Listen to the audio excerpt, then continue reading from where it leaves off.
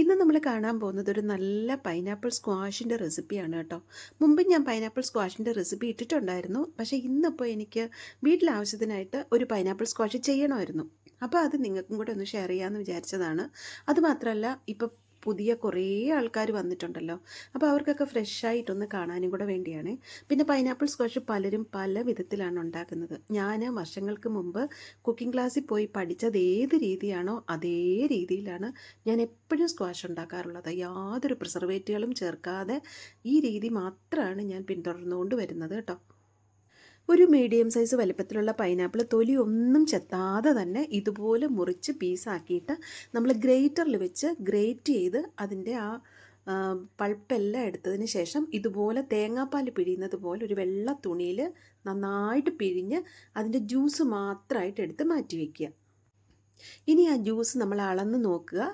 ജ്യൂസിൻ്റെ അതേ അളവ് വെള്ളവും ഇരട്ടി പഞ്ചസാരയുമാണ് ഇടേണ്ടത്. ശ്രദ്ധിക്കണം, നമ്മൾ എത്രയാണ് ജ്യൂസ് അളന്നെടുത്തതോ അതേ അളവ് വെള്ളം, ഇരട്ടി പഞ്ചസാര. ഇപ്പം എനിക്ക് 2 ഗ്ലാസ് ജ്യൂസ് ഉണ്ടായിരുന്നു. ഞാൻ 4 ഗ്ലാസ് പഞ്ചസാരയും 2 ഗ്ലാസ് വെള്ളവുമാണ് ഒഴിക്കുന്നത്. നമ്മൾ ഏത് ഗ്ലാസ്സിലാണ് ജ്യൂസ് അളന്നതോ അതേ ഗ്ലാസ് വേണം വെള്ളം അളക്കാനും പഞ്ചസാര അളക്കാനും ഉപയോഗിക്കേണ്ടത്. ഇപ്പോൾ ഈ 2 ഗ്ലാസ് ജ്യൂസിന് 2 ഗ്ലാസ് വെള്ളവും 4 ഗ്ലാസ് പഞ്ചസാരയും ചേർത്ത് ഞാൻ അടുപ്പിലോട്ട് വെക്കാൻ പോവാണേ. ഇപ്പോൾ അത് അടുപ്പിലോട്ട് വെച്ച് കൊടുത്തിട്ടുണ്ട്. ഇനി നമ്മുടെ അടുത്ത് സിട്രിക് ആസിഡ് ഉണ്ട് എന്നുണ്ടെങ്കിൽ അതിൽ നിന്ന് ഒരു 1/2 ടീസ്പൂൺ സിട്രിക് ആസിഡ് ഇട്ട് കൊടുക്കുക. സിട്രിക് ആസിഡ് എന്ന് പറയുന്നത് ലെമണിൻ്റെ എക്സ്ട്രാക്റ്റ് ആണ്.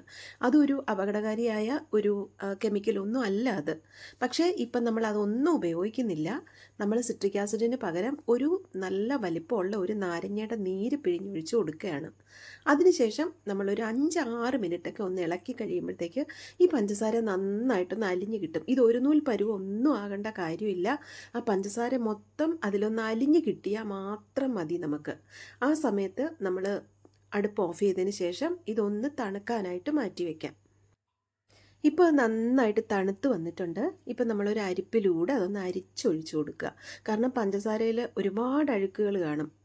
അത് നമ്മൾ അരിച്ചെടുത്തിട്ടുണ്ട്. ഇനി നമ്മൾ എടുത്ത് വെച്ചിരുന്ന ജ്യൂസ് ഉണ്ടല്ലോ, പൈനാപ്പിളിൻ്റെ ജ്യൂസ്, അതും കൂടെ ഇങ്ങോട്ടൊന്ന് ഒഴിച്ചു കൊടുക്കുക. ഒഴിച്ചിട്ട് ഇത് രണ്ടും കൂടെ നന്നായിട്ട് ഒന്ന് ഇളക്കി ഒന്ന് മിക്സ് ചെയ്യുക. ഇനി നമ്മുടെ കയ്യിൽ ഇത് ഓപ്ഷണലാണ്. ഉണ്ടെന്നുണ്ടെങ്കിൽ പൈനാപ്പിളിൻ്റെ എസൻസ് കയ്യിലുണ്ടെങ്കിൽ ഒരു 2 ഡ്രോപ്പോ ഇല്ലെങ്കിൽ ഒരു 3 ഡ്രോപ്പോ ഒഴിച്ചു കൊടുത്താൽ നല്ല ഒരു പൈനാപ്പിളിൻ്റെ ഫ്ലേവർ കിട്ടും നമുക്ക്. ഇതാണ് പൈനാപ്പിൾ എസൻസ്. ഇതിനൊരു 30 രൂപ 35 രൂപ എന്തോ ഉള്ളൂ ഈ കുപ്പിക്ക്. ഇത് ഉണ്ടെങ്കിൽ ഒഴിച്ചാൽ മതി, ഓപ്ഷനിലാണ്. ഒഴിച്ചില്ലെങ്കിലും യാതൊരു കുഴപ്പമില്ല. ടേസ്റ്റിനൊന്നും ഒരു വ്യത്യാസവും വരില്ല. ഇപ്പോൾ എൻ്റെ അടുത്ത് ഉണ്ടായിരുന്നത് കൊണ്ട് ഞാനൊരു 3 ഡ്രോപ്പ് ഒഴിച്ചു കൊടുത്തിട്ടുണ്ട്.